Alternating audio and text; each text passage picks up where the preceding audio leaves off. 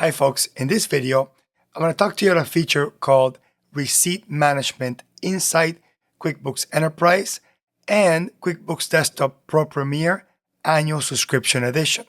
With QuickBooks Desktop and Receipt Management, you can do a couple of things. One, you can take a vendor bill and you can scan it straight into QuickBooks Desktop, or you can take a receipt and scan it straight into QuickBooks Desktop. You can also use the iPhone app to take a picture of the bill or the receipt, and it will upload up to the cloud and download into your QuickBooks Desktop application. Let me walk you through it step by step so you understand how it works. Okay, let's say we are in the QuickBooks Desktop homepage, and to access the Receipt Manager, we're going to click on the Vendors menu, and then we're going to go down to Receipt Management. Once you open Receipt Management, you will see three buttons in the top.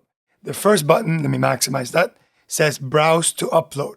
That allows you to simply just click on that, find a PDF file in your computer somewhere, click on Open, and that will load that PDF file into Receipt Management. That could be something that you scanned or something that was already in your computer. Maybe it was attached in an email or something like that. You can also click here, it says Sends Receipts To. You're going to click on that and you can configure which is going to be your QuickBooks Desktop Docs email. Basically, it's going to be a unique email in the QuickBooks world that anything that gets emailed to that email or gets forwarded to that email will go into Receipt Management as if you scanned it or you took a picture of it through the phone. And the last one is Snap on Mobile. When you click on that, basically tells you grab your phone and download the app and go ahead and do that. So let me show you what it looks like when you go into the app. So I downloaded the app on my iPhone. It also works on an Android as well. And I'm going to go ahead and search for QuickBooks Desktop. That's what it's called, QuickBooks Desktop on the iPhone. Open that up. You're going to see three buttons. You're going to see Receipt for uploading receipts. You're going to see Bill for vendor invoices, and Documents just for random attachments or pictures or whatever. So I'm going to click on Receipt, and I'm going to grab a receipt and take a picture of it. So I'm going to take a picture of the receipt. As soon as I take a picture, I'm going to upload it. I could change the name of the file if I want to. Just gives it a generic name.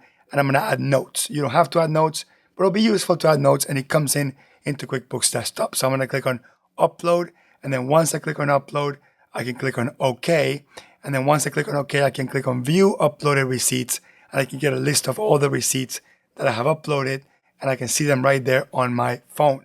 So now I'm going to go back home.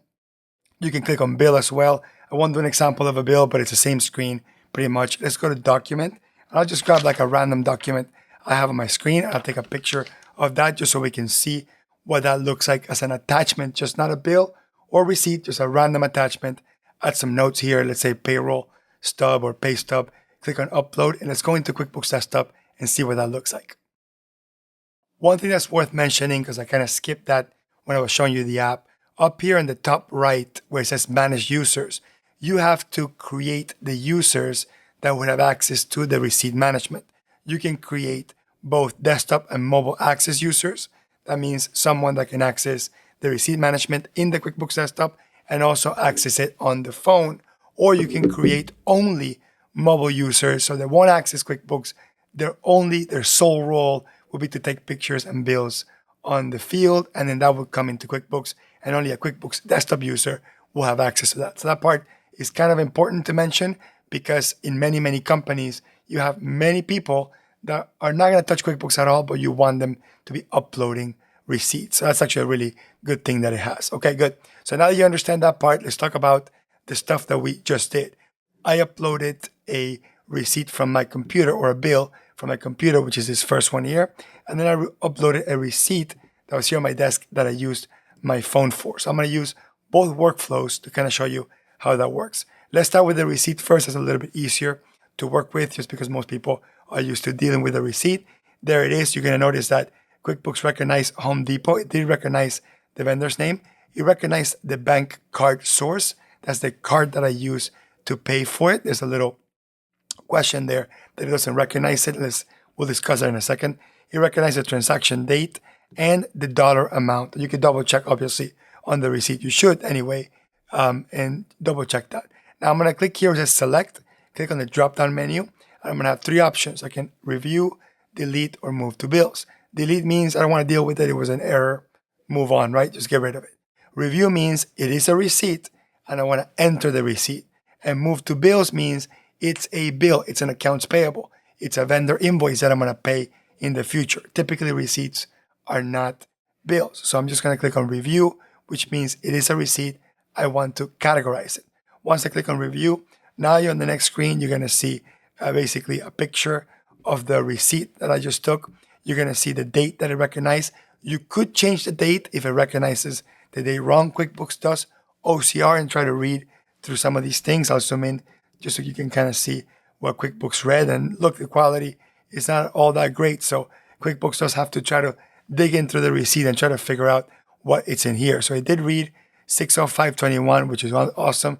Read Home Depot somehow through the logo or whatever. Obviously, there's data behind this that QuickBooks is powering. And then you see the total dollar value, 75.54.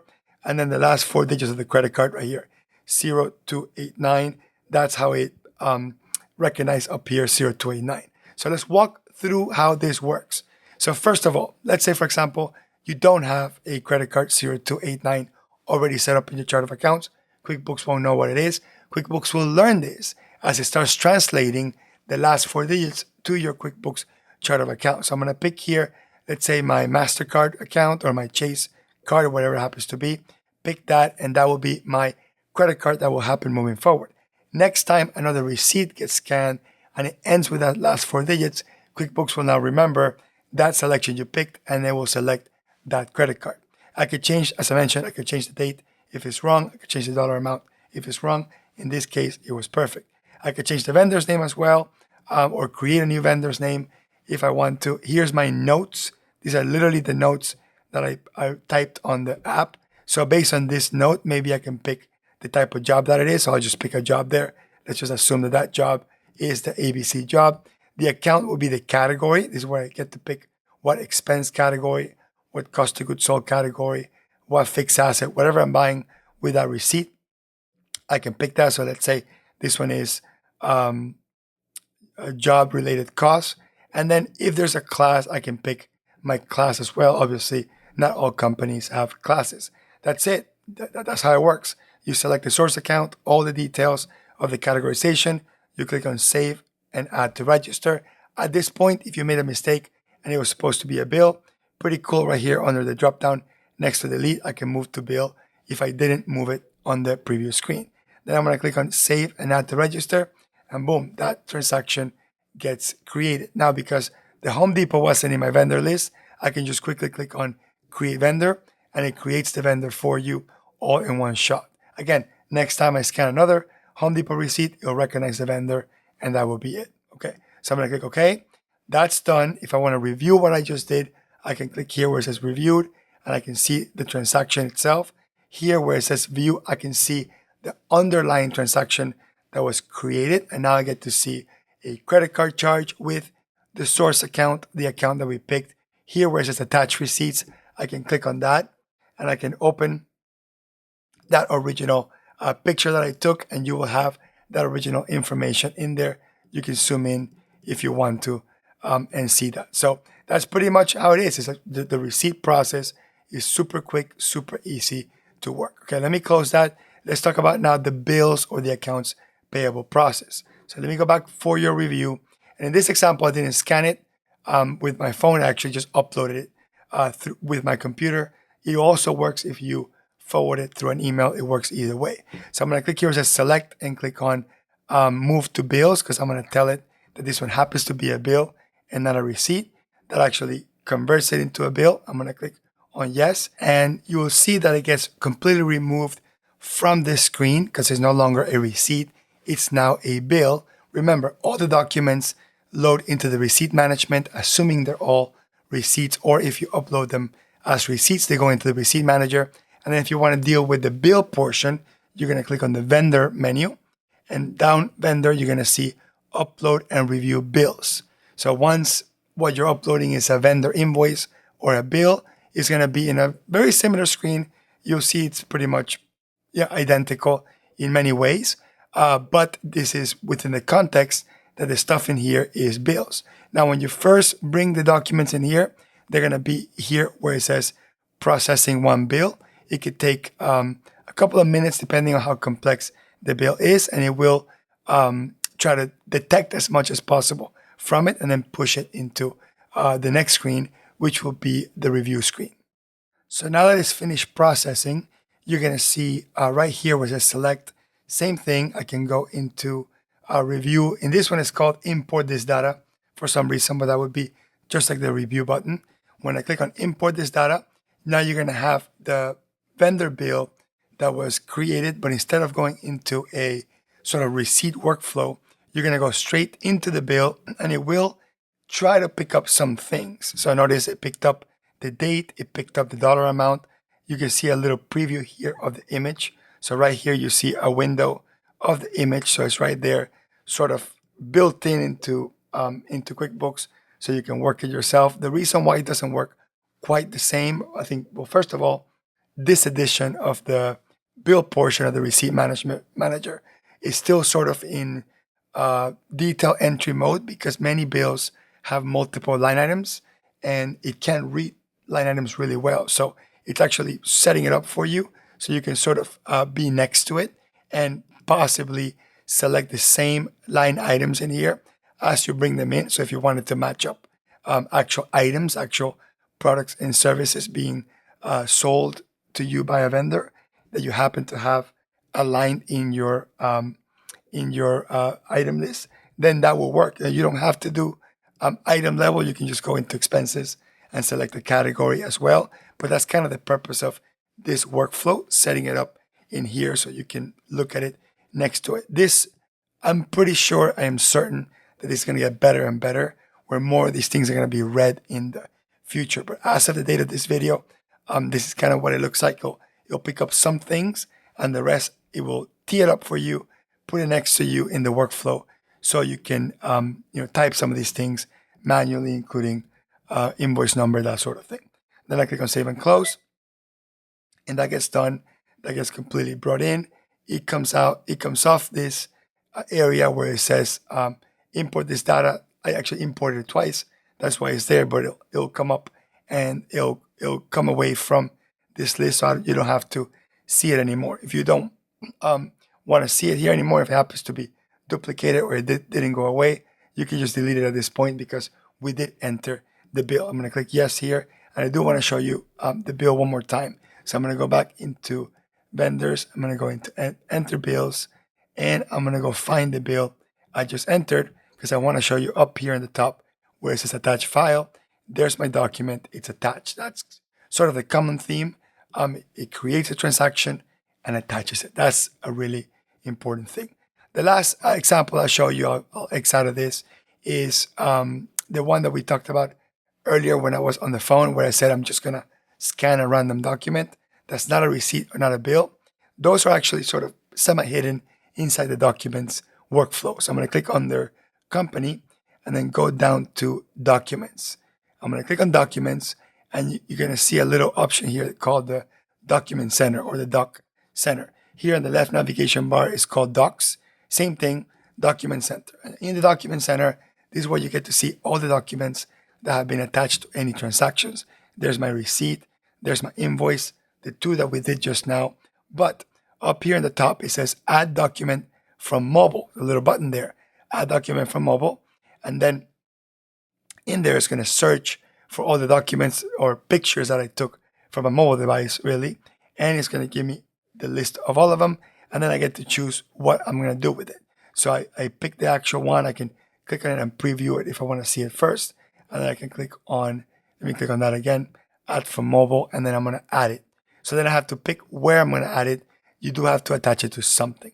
So when you're doing it straight from this workflow, you kind of have to have the underlying transaction first. So I'm going to click on add, and then I'm going to add it into my document center. So right now it's just sitting in my document center unattached.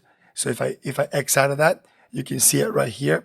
And the way I know it's unattached is on this little column here, it says attached to. There's no underlying transaction being pointed to. So if I were to open a transaction or I were to create a transaction, let's say I were to create a bill, and this is not necessarily the bill that I scanned, but some other document that's relevant to the bill, and I were to create the bill, again, by itself, not related to the document itself, but the document has some sort of relationship to the bill, and I want to attach it to it. I'm going to click on Attach File, and that's going to be sitting floating in my Document Center. So I'm going to click right here. It says Doc Center, and that's the only unattached transaction that we have. So I'm going to expand this window a little bit, and because this is the only unattached transaction that we have, this is the one that we can actually attach to the transaction. So I'm going to click on Attach. Here, you do have to make the screens a little bit bigger. Click on Attach, and then I attach it to the transaction. So that was when I took a picture of it on the phone, and I picked just document. I didn't pick bill or receipt. Now, I do want to add one more thing. This system is far from perfect. They still have a long way to go until I can tell you that I can use this in my daily workflow, but I do want to make sure that you know how it works. So if you're using it, encountering it, and trying to use it as a solution for mobile receipt management and mobile bill management, is something you can consider. I'm going to give you an example of some of the reasons why I think this system is still heavily flawed. For example, if you look at my screen, I already created manually, I created this transaction in QuickBooks as a credit card charge for $75.54. I put the date approximately around the same date, vendor name. And then let's say that I use the bank feeds workflow. So I'm going to go into banking or bank feeds, and then I'm going to see that the transaction got downloaded from the bank. At this point, most QuickBooks users don't understand the repercussions of this, but if they forgot that they use a receipt workflow and they come in here and they select Home Depot and select a category, whatever it is, and click on add, they're going to duplicate the expense. Right? So you don't want that, of course. So obviously right now, the bank feed workflow doesn't automatically catch it and say, hey, that transaction already exists. And the manual matching process, which is clicking on the add button here and clicking on match to existing transactions, it should recognize it. It should be a list of transactions in there that it can match. That way I'm not entering it twice. So unfortunately, I just don't know why systematically, why that's the case. At least it's an issue as of the date of this video.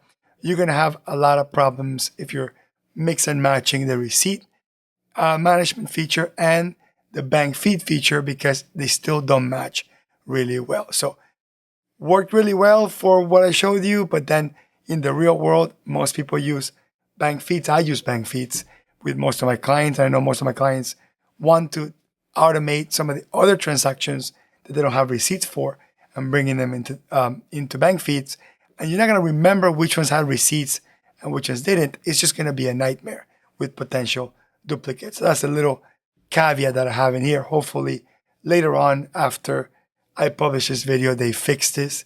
I'll add comments on the description or on the comments if there's a fix for it, or do an updated video or whatever. Anyway, hope you like this video. I hope it was useful. Hope you understand how receipt management in QuickBooks Desktop Enterprise, Pro Plus, Premier Plus, the annual subscription edition works. And I'll see you on the next one.